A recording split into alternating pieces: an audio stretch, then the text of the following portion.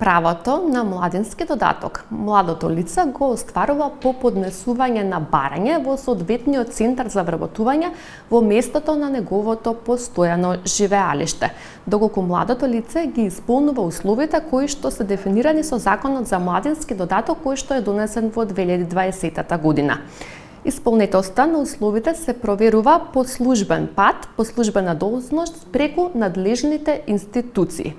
Целта на Законот за младински додаток е поттикнување на младите лица да се вклучат на пазарот на трудот во производствена дејност, а преку финансиска поддршка да се обезбеди вработување на подолг временски период и подобрување на нивната економска положба.